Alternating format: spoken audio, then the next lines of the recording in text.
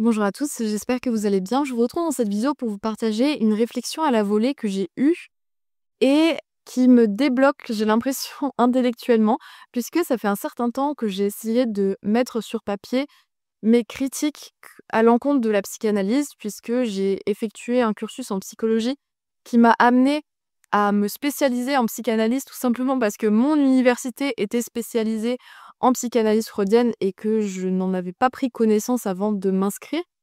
Donc finalement, je suis diplômée en psychanalyse, un peu contre mon gré, mais bon, au moins, ça m'amène à avoir des réflexions critiques, ce qui est toujours intéressant. Sauf qu'à chaque fois que je souhaitais critiquer ce qui crée le malaise chez moi dans la psychanalyse, eh bien, j'en arrivais à une forme de nœud fondamental dans ma critique que je n'arrivais pas à identifier, ce qui bloquait à chaque fois l'aboutissement de mes critiques. Et je pense avoir enfin identifié la nature de ce nœud, et c'est pour ça que je vais le partager dans cette vidéo, et j'espère que déjà, ce sera pas que je n'enfoncerai pas des portes ouvertes, ni que ce ne sera pas incompréhensible et que vous aurez peut-être la même intuition que moi qui se confirmera. Le point principal de ma vidéo est de dire que les psychanalystes n'ont pas mis au clair le cadre épistémologique dans lequel ils pratiquent, c'est-à-dire le cadre théorique et méthodologique de la psychanalyse.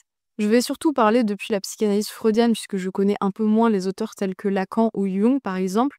Donc je vais surtout partir de la psychanalyse freudienne, mais je pense qu'il s'agit d'un écueil qui est malheureusement assez commun à d'autres auteurs. Et là où je veux en venir, c'est que la psychanalyse va, par exemple, emprunter le vocabulaire de plein de disciplines différentes. Le domaine médical, en parlant d'étiologie, de nosographie, de symptômes, ce qui jusque-là est normal si on considère que la psychanalyse fait partie du monde médical et aussi est assez adjointe à la psychologie. Elle va aussi emprunter des mots du vocabulaire religieux en parlant de père fondateur, en parlant de ritualisation du cadre. Elle peut aussi en emprunter au monde littéraire, en parlant de fantasmes, de mythes, ou encore à la philosophie, en parlant de sublimation ou en parlant de jouissance. Et au-delà de tous ces mots qui vont être empruntés à un certain nombre de disciplines, ou disons conjoints à un certain nombre de disciplines, la psychanalyse va aussi adopter la structure de ces disciplines.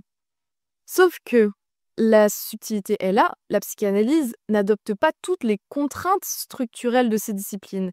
Elle adopte la structure de ces disciplines de manière mouvante, c'est-à-dire que selon le contexte, elle va adopter un petit peu la structure de la philosophie, un petit peu la structure du monde médical, et elle va avoir cet aspect mouvant à la fois dans le vocabulaire mais aussi dans la structure, en fonction du contexte. Finalement, les psychanalystes vont piocher dans différentes structures épistémologiques les éléments qu'ils identifient comme avantageux à un moment donné, c'est-à-dire que c'est un processus assez opportuniste, mais sans en adopter les contraintes.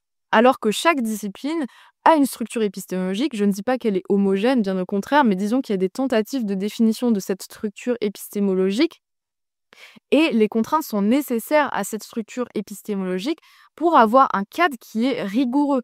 Or, si on ne fait que piocher dans différentes structures épistémologiques, dans la structure épistémologique de la philosophie, ou encore du monde médical, ce sont des structures épistémologiques totalement différentes, avec une cohérence interne qui est totalement différente. Donc on ne peut pas se permettre de juste piocher à droite et à gauche les avantages de chaque structure épistémologique sans en adopter les contraintes.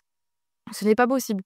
Et c'est pour cela que, à chaque fois que l'on va critiquer la psychanalyse, le psychanalyste va dire « mais ce n'est pas le cœur de notre sujet ». Mais c'est normal, ils n'ont pas identifié et défini le cœur même de l'objectif de la psychanalyse et du cadre théorique et méthodologique qui permet d'obtenir et d'arriver à cet objectif. Et pour vous donner des exemples très concrets, si vous allez voir des psychanalystes et que vous leur dites « la psychanalyse ne respecte pas tel critère de scientificité », ils vont vous répondre « mais la psychanalyse n'a pas pour objectif principal de respecter les critères de scientificité ». Si vous revenez les voir et vous leur dites « la psychanalyse ne diminue pas les symptômes dans tel contexte », les psychanalystes vont répondre « mais ce n'est pas l'objectif principal de la psychanalyse de diminuer les symptômes ». Vous revenez, vous leur dites « mais la psychanalyse est incohérente d'un point de vue théorique ». Ils vont vous dire « mais ce n'est pas l'objectif de la psychanalyse d'être cohérente de manière théorique ». Et vous pouvez continuer comme ça ad vitam aeternam, mais j'ai envie de demander, dans ce cas, quel est l'objectif de la psychanalyse ? Dites-nous, dites-nous quel est l'objectif de la psychanalyse. Et je pose réellement la question si des psychanalystes passent par là. J'ai envie de savoir. Dites-le moi en commentaire. J'ai demandé aux psychanalystes que j'ai croisés, j'ai demandé aux personnes avec qui j'ai réalisé ma licence et je n'ai jamais eu de réponse unifiée et vraiment concrète. Et petite précision, je ne compte pas la réponse investiguer l'inconscient comme une réponse satisfaisante puisque ce n'est pas assez concret et ça ne me dit pas le cadre épistémologique choisi. Et c'est pour cela que je vois la psychanalyse comme une véritable savonnette. C'est-à-dire que dès que vous essayez de l'attraper, elle se dérobe à vous, puisqu'ils vont dire non, l'objet de ta critique n'est pas le plus important. Mais ils ne définissent jamais qu'est-ce qui est le plus important, concrètement. Et ma critique n'est pas la critique de Popper sur la falsifiabilité, puisque je considère qu'un certain nombre d'affirmations des psychanalystes sont falsifiables, c'est juste qu'ils ne souhaitent pas spécialement les falsifier ou tenter de les falsifier, à part certains petits groupes de psychanalystes, mais l'approche majoritaire est quand même anti-positiviste et plutôt contre la quantification de manière générale. Et comme, de manière générale, les méthodes pour falsifier ces affirmations sont quantitatives, ils ne vont pas essayer de les falsifier. Et mon analyse de la situation est la suivante, et vous me direz si vous l'analysez de la même manière que moi.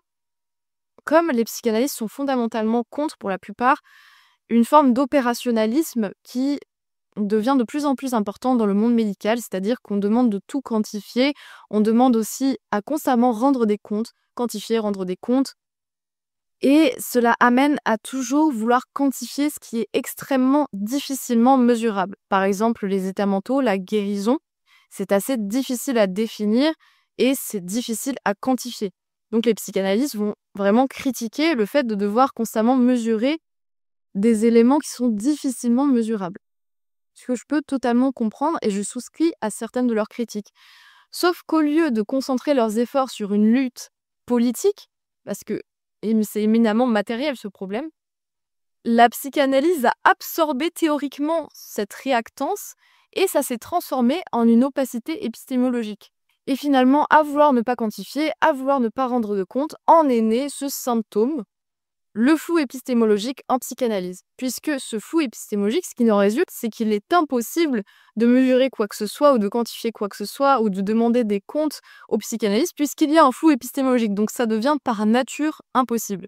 Sauf que mon propos est aussi que ce symptôme, j'appellerais symptôme puisque j'ai l'impression que ce n'est pas volontaire, ce flou épistémologique, que ça s'est fait un peu de manière organique au fil du temps, n'est pas à l'avantage des patients.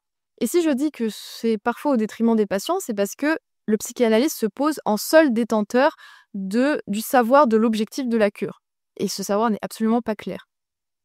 Or, le patient qui va aller voir ce psychologue psychanalyste, en général, ne s'y connaît pas vraiment en psychanalyse. Donc, il va aller voir ce psychologue qu'il a trouvé sur Doctissimo. Il va juste vouloir humblement diminuer ses symptômes qui le font souffrir au quotidien, vouloir améliorer son état. Or, il va aller voir quelqu'un qui n'a pas d'objectif clair. Donc, lorsque le patient va vouloir demander des comptes, il ne peut pas demander des comptes et il ne pourra jamais demander des comptes tout simplement parce qu'il n'y a pas d'objectif. Donc, il ne peut pas dire il y a une différence entre les objectifs qu'on s'était fixés ensemble et les progrès que j'ai faits pour l'instant puisqu'il n'y a pas d'objectif. Et je comprends que c'est difficile parfois d'atteindre des objectifs fixés parce qu'il y a plein de facteurs qui rentrent en compte et aussi des résistances de la part du patient. Mais le fait de ne pas en fixer du tout n'est pas forcément une solution. Et il y a bien un mouvement, il y a une dynamique, mais sauf qu'on n'identifie pas clairement là où on va et quels sont les éléments concrets qui nous permettent de vérifier qu'on va là où on va. Et on en revient encore à cette notion de mesure et d'identifiabilité. Et je sais qu'il est très difficile de quantifier, d'identifier les éléments de la guérison. On en revient encore à cette notion de quantification et je partage cette critique. Je partage le fait que oui, c'est difficile et oui, il y a une grosse difficulté à identifier certains marqueurs ou identifier concrètement ce que l'on cherche. Et je partage certaines critiques face au système médical et cette surquantification demande de compte. Mais partant de ce constat-là, qu'est-ce qu'on fait ? Est-ce que la manière de réagir des psychanalystes est la meilleure ? Je ne pense pas. Honnêtement, je ne pense pas. Puisque leur réaction est de créer des sortes de micro-bulles anti-système, micro-bulles de réaction. Et j'ai l'impression que ces micro-bulles de réaction, ces micro-bulles de résistance psychanalytique n'ont de un, aucune répercussion sur l'évolution politique du système médical et de deux, peuvent être désavantageuses sur les patients. Donc je ne vois pas l'intérêt de cette méthode. Et c'est pour cela que je me dis peut-être que c'est involontaire, peut-être que c'est un symptôme, et d'où ma réflexion. Et je vais prendre un exemple métaphorique qui me semble très intéressant.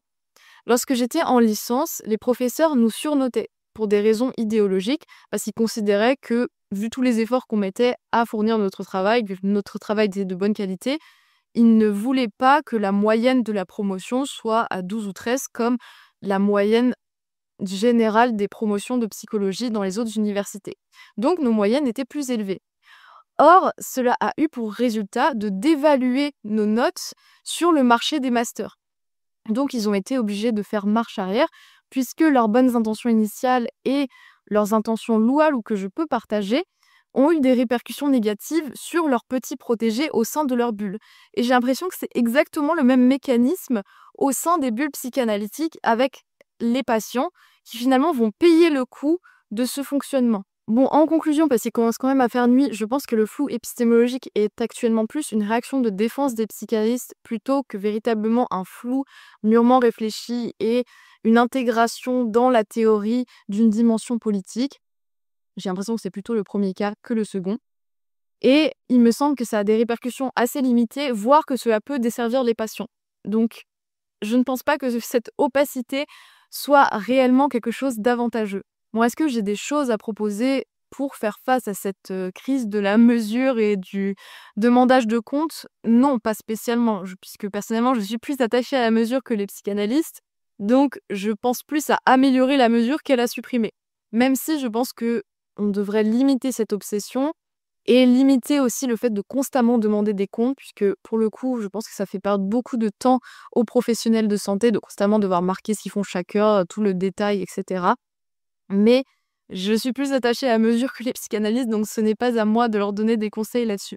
N'hésitez pas à réagir en commentaire, à me dire votre avis sur la question. On me dira sûrement que je suis une petite idiote qui n'a rien compris à la psychanalyse, puisque je sais que c'est un sujet très clivant, avec beaucoup de spécialistes qui ont bien poncé les textes et qui vont sûrement me trouver des extraits qui disent le contraire ou qui identifient peut-être des idées, des ébauches de cadres épistémologiques. Donc je les attends, hein, ces cadres épistémologiques, donnez-les-moi. Peut-être que cela amènera à une autre vidéo si je trouve que certains arguments sont intéressants. Je vous laisse commenter et à bientôt.